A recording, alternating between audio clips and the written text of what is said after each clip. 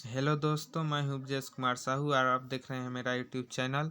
Latest जो भी हम न्यूज़ की इन्फॉर्मेशन पाने के लिए मेरे चैनल को यहां से सब्सक्राइब कीजिए और यहां बगल में बेल आइकन को क्लिक कीजिए ताकि मैं जो भी वीडियो अपलोड करता रहूं उसका सबसे पहले नोटिफिकेशन आपको मिलता रहे। आज हम छत्तीसगढ़ में सूरजपुर जिला के 2 वैकेंसी के बारे में चर्चा करेंगे, जिसका डिटेल्स से अभी हम देखेंगे इन्फॉर्मेशन। चलिए वीडियो को यहीं से स्टार्ट करते हैं। वीडियो आपको अच्छा लगे तो वीडियो को लाइक कीजिएगा, चैनल में नए हैं तो चैनल को सब्सक्राइब कीजिएगा और अपने दोस्तों के साथ शेयर कीजिएगा यदि वो उनके योग्य हैं तो। यहाँ देखिए, कार्यालय मुख्य चिकित्सा एवं स्वास्थ्य अधिकारी जिला सूरजपुर छत्तीसगढ़ राष्ट्रीय स्वास्थ्य मिशन के तहत पोस्ट निकाला गया है। विज्ञापन ठीक, विज्ञापन आपका 2/3/2021 मतलब 2 मार्च से निकला हुआ है, लेकिन सूरजपुर साइड में आज ही चढ़ाया गया है विज्ञापन। ठीक, ये पहला वैकेंसी है। हम इसके बाद दूसरा वैकेंसी के बारे में भी चर्चा करेंगे। तो हम देखें तो मिशन संचालक राष्ट्रीय स्वास्थ्य मिशन रायपुर प्रमाण पत्र के द्वारा, यहाँ से देखिए, मुख्य चिकित्सा एवं स्वास्थ्य अधिकारी जिला सूरजपुर के अधीनस्थ विभिन्न स्वास्थ्य संस्था में राष्ट्रीय स्वास्थ्य मिशन के अंतर्गत रिक्त निम्नांकित पदों की संविदा भर्ती हेतु अवांछित योग्यताधारी उम्मीदवारों से आवेदन पत्र पंजीकृत डाक या स्पीड पोस्ट से 16/3/2021, यहाँ स्टेट को ध्यान से देख लीजिए, 16/3/2021। और आपका जो पोस्ट है वो संविदा पोस्ट है। ठीक, आपका पोस्ट क्या है? संविदा पोस्ट। और आपको डाक या स्पीड पोस्ट के माध्यम से आवेदन पत्र जमा करना है। स्पीड पोस्ट के माध्यम से आपको अंतिम तिथि है 16 मार्च 2021 शाम 5 बजे तक मुख्य चिकित्सा एवं स्वास्थ्य अधिकारी जिला सूरजपुर छत्तीसगढ़ के कार्यालय में आमंत्रित किया जाता है। नियत तिथि के पश्चात आवेदनों पर कोई विचार नहीं किया जाएगा। मतलब 16 मार्च आपका लास्ट डेट है आवेदन पत्र जमा करने का, वो भी डाक द्वारा आपका जमा होगा। ठीक, आप यहाँ के नाम के जे कार्य मतलब मुख्य चिकित्सा एवं स्वास्थ्य अधिकारी सूरजपुर के नाम से डाक द्वारा भेज सकते हैं और 5 बजे तक आपका आवेदन स्वीकार किया जाएगा। अब हम पदों की संख्या पे यहाँ बात करते हैं तो डिटेल से देखते हैं। तो पद आपका है पहला ANM, यहाँ ध्यान से देख सकते हैं। यहाँ हम आपको कैटेगरी वाइज बता देते हैं। सबसे पहले यहाँ आपका ये टोटल पोस्ट है। यहाँ आपका अनुसूचित जनजाति का है, यहाँ अनुसूचित जाति, फिर अन्य पिछड़ा वर्ग, फिर यहाँ अनारक्षित मतलब जनरल कैटेगरी के लिए। मुक्त है मतलब इसमें कोई भी भर सकता है। महिला के लिए महिला अलग है। हम आगे देखते हैं, फिर डिटेल से चर्चा करते हैं इसके बारे में। तो पहला पोस्ट है आपका ANM के लिए आपका वेतन की बात करें तो 12,000 रुपये, 12,000 रुपये पर महीना आपका वेतन है। इसमें टोटल पोस्ट की बात करें तो 12 पोस्ट है। इसमें आपका अनुसूचित जनजाति का 5 पोस्ट है। अनुसूचित जनजाति का 5 पोस्ट है, वो भी मुक्त है, मतलब उसमें महिला भी आ सकते हैं, पुरुष भी आ सकते हैं। आगे बात करें, अनुसूचित जाति का 1 पोस्ट है। अनुसूचित जाति का 1 पोस्ट है आपका। और अन्य पिछड़ा वर्ग की बात करें, यहाँ अन्य पिछड़ा वर्ग का 2 पोस्ट है, वो भी मुक्त पोस्ट है। ठीक, तो टोटल हम बात करें ANM का तो 12,000 रुपये पर मंथ सैलरी है। 12 पोस्ट है। इसमें आपका अनुसूचित जनजाति का 5 पोस्ट है, अनुसूचित जाति का 1 पोस्ट, अन्य पिछड़ा वर्ग के 2 पोस्ट और मुक्त मतलब जनरल के 4 पोस्ट हैं। ठीक, 4 पोस्ट जनरल के। इसमें कोई भी महिला पुरुष कोई भी आ सकते हैं। ये था ANM के लिए। अब ANM RBS की बात करें, हम इसके क्वालिफिकेशन के बारे में भी नीचे डिटेल से चर्चा करेंगे। यहाँ हम केवल पदों की संख्या और उसके वेतन के बारे में देख रहे हैं। ANM RBS के में 12,000 रुपये पर मंथ सैलरी रहेगा। इसका केवल 1 पोस्ट है आपका, वो भी है आपका अनुसूचित जाति के लिए। अनुसूचित जाति के लिए 1 पोस्ट है।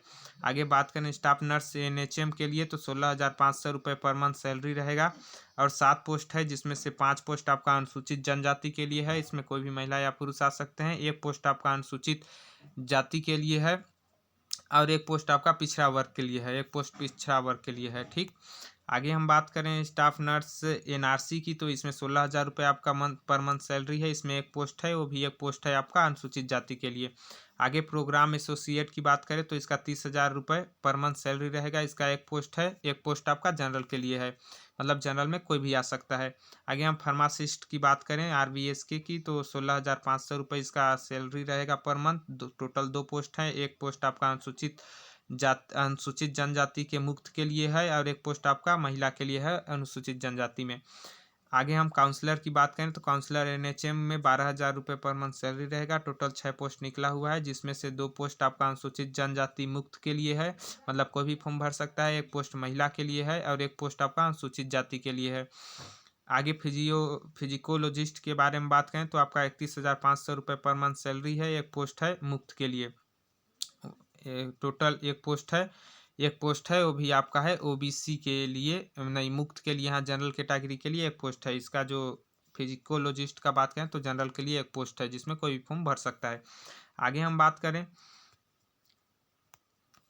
आपका तो यहाँ लेबोरेटरी टेक्नीशियन के लिए है ब्लड बैंक, इसमें 14,000 रुपये आपका पर मंथ सैलरी रहेगा। इसका केवल एक पोस्ट निकला हुआ है, वो आपका है जनरल के लिए, जनरल के लिए एक पोस्ट है। काउंसलर ब्लड बैंक की बात करें तो आपका 12,000 रुपये पर मंथ सैलरी रहेगा, इसका भी एक पोस्ट निकला हुआ है, वो भी जनरल के लिए है।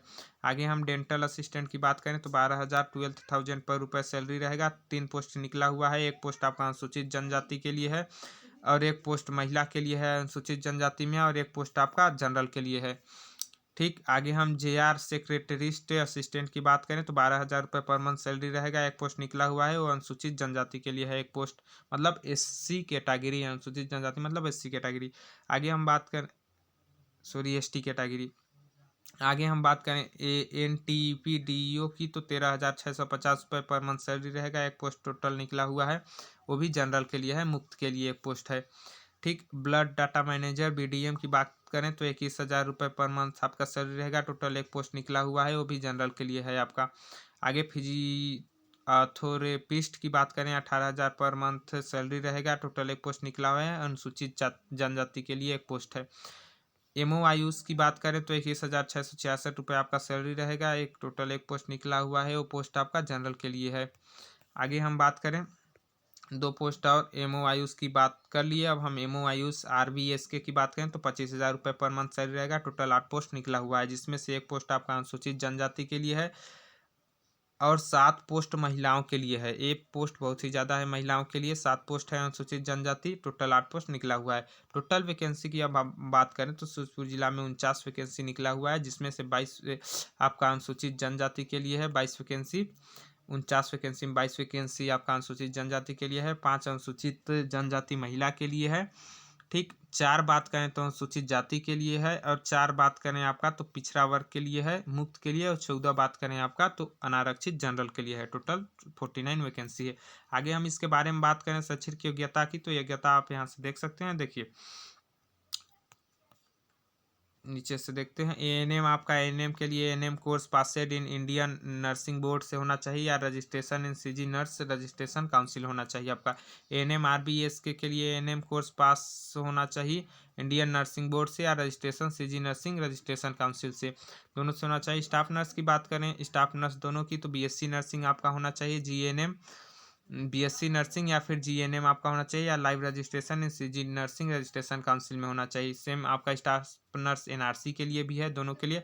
प्रोग्राम एसोसिएट की बात करें तो MSc नर्सिंग रेगुलर होना चाहिए, प्लस 1 ईयर का एक्सपीरियंस होना चाहिए privilege to CG nursing registration council में, या फिर आपका BSc नर्सिंग होना चाहिए प्लस 3 ईयर का एक्सपीरियंस होना चाहिए। फार्मासिस्ट की बात करें तो B फार्मा या D फार्मा होना चाहिए with live registration in CG pharmacy council में होना चाहिए आपका। काउंसलर की बात करें तो पोस्ट ग्रेजुएशन इन सोशियोलॉजिस्ट या social work 2 year regular course or graduate in sociology या सोशल वर्क में होना चाहिए आपका। ठीक, प्लस 2 ईयर फील्ड एक्सपीरियंस होना चाहिए। आगे हम बात करें आपका फिजिकोलॉजिस्ट के लिए तो क्लिनिकल फिजियोलॉजिस्ट होना चाहिए आपके पास, या फिर आपका ट्रेंड फिजिकोलॉजिस्ट होना चाहिए MA for UGC recognised university से। आगे हम लेबोरेटरी टेक्नीशियन की बात करें तो BMLT या DMLT कोर्स होना चाहिए विथ रजिस्ट्रेशन आपका होना चाहिए, BMLT या DMLT with registration in CG paramedical council, या फिर आपका पैरामेडिकल कोर्स होना चाहिए passed in pathology with registration in CG paramedical council में। आगे हम बात करें आपका काउंसलर के लिए तो काउंसलर के पोस्ट ग्रेजुएशन होना चाहिए इन सोशियोलॉजी या social work 2 year regular course होना चाहिए आपका, ग्रेजुएट इन सोशियोलॉजी होना चाहिए। आगे हम बात करें डेंटल असिस्टेंट के लिए तो मैट्रिकुलेशन फ्रॉम रिकॉग्नाइज्ड बोर्ड, मतलब आपका 10वीं पास होना चाहिए किसी बोर्ड से। ठीक, प्लस एक्सपीरियंस होना चाहिए 2 ईयर या एक्सपीरियंस इन डेंटल कॉलेज या clinic only government health facility experience, आपका पास 2 ईयर का एक्सपीरियंस भी आपका होना चाहिए। और साथ में आपका performance can be given candidate done 1 year course of lab technology, मतलब 1 ईयर का आपका कोर्स किया हुआ आना चाहिए लैब टेक्नोलॉजी से। Highest or dental technician from dental college से होना चाहिए आपका। आगे बात करें हम JR सेक्रेटरिस्ट की तो 12वीं पास होना चाहिए विथ,